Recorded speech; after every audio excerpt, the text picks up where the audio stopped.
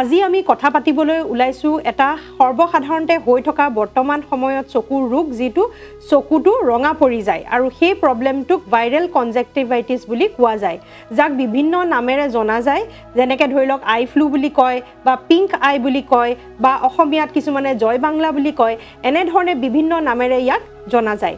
এই যেটো বেমাৰ এই বেমাৰৰ বিষয়ে বৰ্তমান বহুত নিউজটো ওলাই আছে বহু লোকৰ হৈছে বুলি দেখিছে সাকে কিন্তু এই বেমাৰটো কোনো নতুন বেমাৰ নহয় এই বেমাৰটো বছৰে বছৰে প্ৰত্যেক বছৰে বাৰিষাৰ দিনত হোৱা দেখিবলৈ পোৱা যায় এইটো এটা ভাইৰেল ইনফেকশন চকুত অপকাৰ কৰা বেমাৰ অৱশ্যে এই বছৰটো তাৰ স্প্ৰেড খুব বেছিকৈ হৈছে আৰু সেইভাবে খুব বেছিকৈ মানুহৰ মাজতো দেখিবলৈ পোৱা গৈছে এই আই ফ্লুৰ বিষয়ে কিছুমান দৰকাৰী কথা আমি জনাটো অতি আৱশ্যকীয় যাতে আমি ইয়াক প্ৰিভেন্ট কৰি ৰাখিব পাৰো আৰু হলেও তাৰ কেয়াৰ ল'ব পাৰো আৰু প্ৰকৃততে ই কি হয় আৰু ইয়াৰ বিষয়ে কিছুমান ভুল ধাৰণাও আছে সেই ভুল ধাৰণাসমূহ কি হয় সকলোখিনি এই ভিডিঅ'ৰ যোগেৰে আপোনালোকে জানিবলৈ পাব আৰু যিহেতু ই খুব বেছিকৈ বিয়পিছে সেইভাবে ইয়াক কেয়াৰ কেনে ধৰণে ল'ব লাগে সেইটো আমি সকলোৱে জনাটো দৰকাৰী বুলি মই ভাবো প্ৰথমতে জানিবলৈ চেষ্টা কৰো যে কনজাক্টিভাইটিছ কি হয় আমাৰ চকুৰ যি বগা অংশ তাৰ ওপৰত এটা বহুত পাতল মেমব্ৰেন এখন থাকে বা ছাল এখন থাকে সেই যিখন পাতল ছাল বা মেমব্ৰেন সেইখনত ইনফেকশন হৈ যায় কাৰণ ভাইৰাছে এটেক কৰে আৰু সেই ইনফেকশনকে কনজাক্টিভাইটিছ বুলি কয় কাৰণ সেই ছালখনৰ নাম হ'ল কনজাক্টিভা আৰু কনজাক্টিভাৰে ইনফেকশন হলে তাক কনজাক্টিভাইটিছ বুলি কোৱা যায় এই যেটো ভাইৰেল ইনফেকশন প্ৰকৃততে 10 দিনৰ পৰা 12 দিন আৰু খুব বেছিছে বেছি 20 দিনলৈকে দেখিবলৈ পোৱা যায় সাধাৰণতে এই ভাইৰেল ইনফেকশন এই 12 দিনৰ পৰা 20 দিনৰ সময়ত ঠিক হোৱাও অতি সহজতে দেখিবলৈ পোৱা গৈছে কিন্তু ইয়াৰ স্প্ৰেড খুব বেছিকৈ হয় যেহেতু ভাইৰেল ইনফেকশন আপোনালোকৰ সাকে পুৰণা কথা এটা মনত পৰিছেনে যে কোভিডৰ সময়তো ভাইৰেল ইনফেকশন আছিল আৰু কিমান বেছিকৈ স্প্ৰেড হৈছিল সেই একেটা ধৰণে এইটো এটা ভাইৰেল ইনফেকশন হয় কিন্তু মৰাত্মক নহয় আৰু এই ইনফেকশনটোৰ পৰা আমাৰ বহুত বেছিকৈ স্প্ৰেড হোৱা চান্সও থাকে কনজাক্টিভাইটিছ হলে কি সিম্পটমস বেছিকৈ দেখিবলৈ পোৱা যায় তাৰ বাবে চকুটো প্ৰথম কথা হল ৰঙা পৰি যাব দ্বিতীয়তে হল যে খুব খজুৱাবলৈ আৰম্ভ কৰে বা পুৰণি চিটচিটনি এনেকুৱা ধৰণৰ চকুটো ফিল হয় খুব শুকাই গৈছে যেন তেনেকুৱা ফিল হয় আৰু আঙুলিয়ে অনবৰতে খজুৱাই থাকিবলৈ মন যায় আন এটা সিম্পটম হৈছে যে চকুৰ পৰা পানীও ওলাব পাৰে আৰু লগতে লাইট সেনসিটিভ হৈ যায় অলপ পোহৰলৈ চাবলৈ কঠিন হৈ পৰে এইখিনি সাধাৰণ সিম্পটম হয় ইয়াৰ উপৰিও চকুৰ ফেস কৰি বা কেতিয়াবা আমাৰ চকুৱে যি দেখো হেয়াও ধোৱা কোৱা দেখিবলৈ আৰম্ভ কৰিব পাৰো কেতিয়াবা ইনফেকশন ইমান বেছি হৈ যায় যে আমাৰ চকুৰ যেটো মনি কলা অংশৰ যেটো মনি হয় তাৰ ওপৰতো এই স্প্ৰেডটো হোৱা দেখিবলৈ পোৱা যায়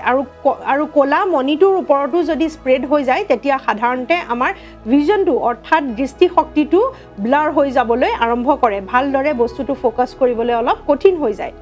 এইখিনি হৈ গল আমাৰ জেনাৰেল সিম্পটম সাধাৰণতে এই সিম্পটমবোৰ দেখিলে আমি কি কৰো বাৰু প্ৰথম কামটো কৰো যে আমি ফাৰ্মাসীলৈ গৈ দৰৱ কিনোগৈ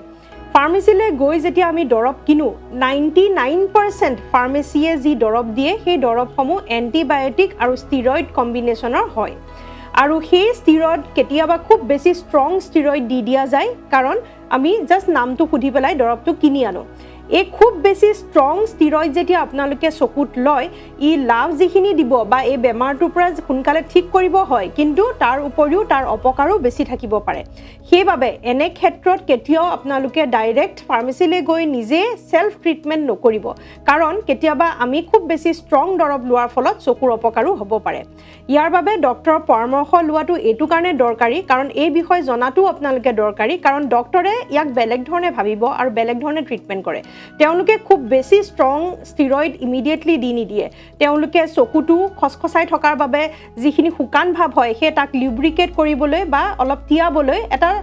এটা দৰৱ দিব যেটোৱে চকুটো আপোনালোকক তিয়াবলৈ সহায় কৰিব দ্বিতীয়তে এনেকুৱা কিছুমান দৰৱ দিয়ে তেওঁলোকে যি একচুয়ালি আমাৰ ব্লাড ভেসেলছবোৰ ঠেক কৰি পেলালে যেটো ভেসো কনষ্ট্ৰিকশন বুলি কয় তেতিয়া আমাৰ সাৰ্কুলেশনটো কমি যায় আৰু তেতিয়া ৰঙা ভাবটো কমি আহে আৰু চিটচিটনিও কমি যায় আৰু ডক্টৰে দৰকাৰ পৰিলে খুব বেছিকৈ ইনফেকশন হলে তেওঁলোকে এন্টিবায়োটিক বা মাইল্ড ষ্টেৰয়েডো দিব পাৰে কিন্তু সেই দৰৱখিনি যদি আমি ডক্টৰৰ পৰামৰ্শ নলুৱাকৈ আমি কিনিবলৈ যাওঁ তেতিয়া হলে হয়তো ষ্টেৰয়েড আৰু এন্টিবায়োটিকৰ কম্বিনেশনৰ কিছুমান দৰৱে আমাৰ চকুৰ অপকাৰো কৰিব পাৰে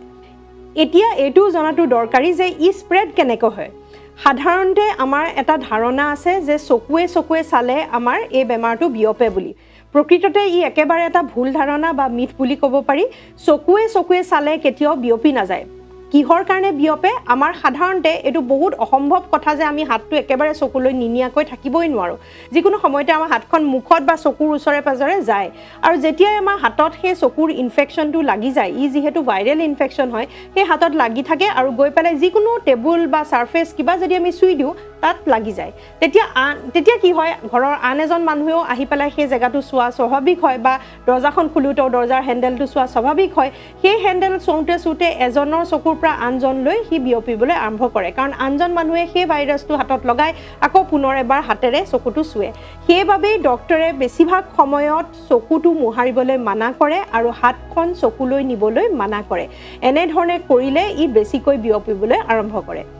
আৰু লগতে আমাৰ এটা চকুত হলে আনটো চকুটো হোৱা দেখিবলৈ পোৱা যায় হেতু এটো কাৰণে হয় কাৰণ খুব সহজতে ওচৰতে থকাৰ বাবে এটা চকুৰ পৰা আনটোলৈ স্প্ৰেড হয় আৰু দ্বিতীয়তে আমাৰ হাতখন একেখন হাত এফালে লগাওঁতে এনে ধৰণে স্প্ৰেড হোৱা দেখিবলৈ পোৱা যায় আন এটা কথা আমি দেখিবলৈ পাওঁ যে যেতিয়া আমি দৰব দিওঁ যিটো চকু আমাৰ এফেক্ট হৈছে সেই চকুটোত দিও আৰু আমি এনে ধৰণে ভাবো যে আনটো চকু এফেক্ট হোৱা নাই আগতে দৰব দি থাকো তেতিয়া প্ৰবলেম নহয় বা আমি আমাৰ হিটু চকুত নহয় কিন্তু প্ৰকৃততে হেতু কৰিলে চকুটোৰ বাবেও ভাল নহয় কাৰণ যিকোনো দৰব আমি দিব নালাগে এটো চকুত দৰকাৰ পৰিছে কাৰণে আমি দিছো আৰু দ্বিতীয়তে সেই একেটা দৰব যেতিয়া আপুনি এনেকে ধৰি পেলাই এটো হাতত দিলে আৰু একেটা হাতে গৈ আকৌ এটো হাতে এনে ধৰণে দিলে সেই বটলটোৰ পৰা আৰু হাতৰ পৰা অতি সহজতে এটো চকুৰ পৰা আনটো চকুলৈ স্প্ৰেড হোৱাৰ সম্ভাৱনা থাকে আৰু সেইবাবে এটা চকুত হলে আনটো চকুটো হোৱা দেখিবলৈ পোৱা যায় এইখিনি কথা গম পালে আপোনালোকে কেয়াৰ ল'ব পাৰিব যাতে হাত গিখন চকুত নলগাই আৰু যিটো চকু ভাল হৈ আছে হেতু চকুত যিমান পাৰে সুবলৈ এভয়েড কৰিবলৈ আমি চেষ্টা কৰিব লাগে সৰু ল'ৰা-ছোৱালীৰ ক্ষেত্ৰত আৰু বেছি প্ৰটেকচন ল'ব লাগে কাৰণ তেওঁলোকে এইখিনি কথা ভালদৰে বুজি নাপায় আৰু যতে ততে বস্তুবোৰ চুই দিয়ে সেইবাবে সেই কেইদিনত স্কুললৈ পঠিয়াব নালাগে সকলো অভিভাৱকে যদি ৰেসপন্সিবিলিটি লৈ পেলাই নিজৰ ল'ৰা-ছোৱালীৰ ক্ষেত্ৰত যদি কেয়াৰটো লয় যে তেওঁলোকৰ এনেকুৱা কিবা যদি চকু ৰঙা পৰে ৩-৪ দিন লৈ যদি স্কুল নপঠিয়াই তেনে ক্ষেত্ৰত আনজনলৈ স্প্ৰেডো নহয় আৰু এই যেটো খুব বেছিকৈ স্প্ৰেড হৈছে এটোৰ পৰা আমি বাচিবলৈ সক্ষম হ'ম ইয়াতে কৈ থওঁ যে প্ৰথম ৩ দিনৰ পৰা ৪ দিন লৈকে সময় লৈকে ই খুব বেছিকৈ স্প্ৰেড হোৱা চান্সেস থাকে পিছলৈ স্প্ৰেড হোৱা চান্সটো কমি যায় কাৰণ ভাইৰাছটো উইক হৈ যায় কোভিডৰ দিনলৈ মনত পেলাওক একেটা কথাই হৈছিল ভাইৰাছৰ ক্ষেত্ৰত এনে ধৰণেই হয় সেইবাবে যিমান পাৰে প্ৰথম ৩-৪ দিন হলে অফিচলৈ বা স্কুললৈ এভয়েড কৰাটো বহুত দৰকাৰী বা পাব্লিক স্পেচতো যোৱাটো এভয়েড কৰাটো দৰকাৰী যাতে আনজনক আমি স্প্ৰেড নকৰো এই স্প্ৰেডটো আমি নিজেই বচাব পাৰিম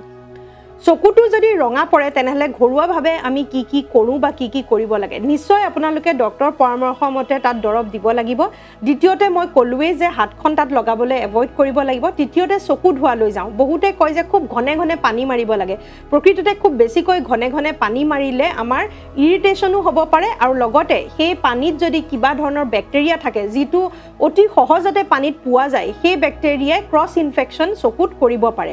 আৰু সেই ক্ৰছ ইনফেকশনৰ ফলতে বেলেগ এটা প্ৰবলেমৰ সৃষ্টি হ'ব পাৰে সেইবাবে খুব বেছিকৈ পানী মাৰিব নালাগে কিন্তু সাফা চিকুনতা ৰাখিব লাগে কেনে ধৰণে ৰাখিব পানী যদি ব্যৱহাৰো কৰে তেনেহলে একদম সাফা ফিল্টাৰ্ড পানী ব্যৱহাৰ কৰিবলৈ চেষ্টা কৰিব আৰু লগতে পানী চকুত মৰাতকৈ আপোনালোকে এখন টিস্যু পেপাৰ লৈ পেলাই টিয়াই পেলাই ভালদৰে চকুৰ সাইডত যিবোৰ ফেসকুৰি লাগিছে বা লেটেৰা লাগিছে সেইখিনি সাফা কৰি সেই টিস্যুখন পেলাই দিব তাৰ জায়গাত যদি ৰুমাল ব্যৱহাৰ কৰে তেনেহলে স্প্ৰেড বেছিকৈ হ'ব পাৰে সেইবাবে টিস্যুখন যেহেতু পেলাই দিয়া যায় তেনেহলে স্প্ৰেডটো আমি ৰখাব পাৰো সেইবাবে আমি টিস্যু এখন লৈ পেলাই এনে ধৰণে টুকি পেলাই সাফা কৰি দিয়াটো বেছি ভাল হয় ইয়াতে আৰু এটা সহজ উপায় কৈ থওঁ যে কোল পেক চকুৰ ক্ষেত্ৰত বহুত ভাল হয় এনে প্ৰবলেম হলে ডাইৰেক্ট আইস কিউবস লগাই দিব নালাগে এখন কাপোৰে মেৰিয়াই ল'ব লাগে নহলে আইস পেক আছে যদি পেক ব্যৱহাৰ কৰিব পাৰে চকু জায়গাত যদি লগাই যিটো ডক্টৰে সাধাৰণতে ভেসো কনষ্ট্ৰিকশনৰ বাবে দৰব দিয়ে অৰ্থাৎ আমাৰ যিবোৰ ধমনী হয় বা আৰ্টাৰিজ হয় সেইবোৰ ঠেক কৰিবলৈ দৰব দিয়ে যাতে ৰঙাটো কমে সেই ঠেক কৰিবলৈ নেচাৰেলি আমাৰ আইস পেকে সহায় কৰে ঠাণ্ডাৰ ফলত আমাৰ ব্লাড ভেসেলবোৰ কনষ্ট্ৰিক্ট হৈ যোৱাৰ ফলতে ৰঙাটো কমি অহা দেখিবলৈ পায় আৰু লগতে চিটচিটনিও কমিবলৈ আৰম্ভ কৰে অৱশ্যে খুব বেছি দেৰি লগাব নালাগে যিমান দেৰি আপোনালোকে সহ্য কৰিব পাৰে সিমানখিনি সময় লগাব লাগে আৰু অত্যন্ত বেছি ঠাণ্ডা নহয়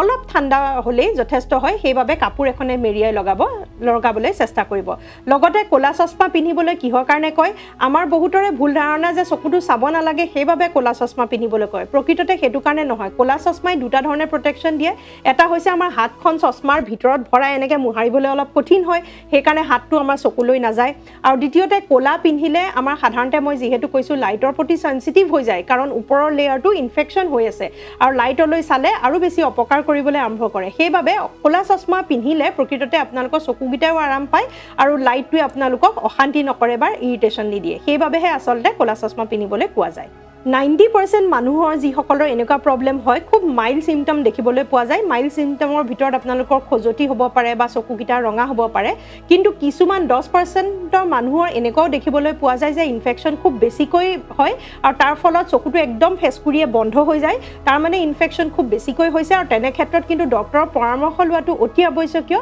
কাৰণ এই ইনফেকশ্যনৰ পৰা আমাৰ চকুত অপকাৰো কৰিব পাৰে আৰু লগতে আমাৰ ক'লা পিউপিলটো অৰ্থাৎ আমাৰ যদি চকুৰ মণিটোতো অপকাৰ কৰে তেনেহলে আমাৰ ভিজন অৰ্থাৎ দৃষ্টিশক্তিটো অপকাৰ কৰিব পাৰে সেইবাবে তেনে ক্ষেত্ৰত খুব বেছি ফেচকুৰি ইনফেকশ্যন চকুটো মেলিব নোৱাৰা নিচিনা হলে ডক্টৰৰ পৰামৰ্শ লোৱাটো অতি বেছি আৱশ্যকীয়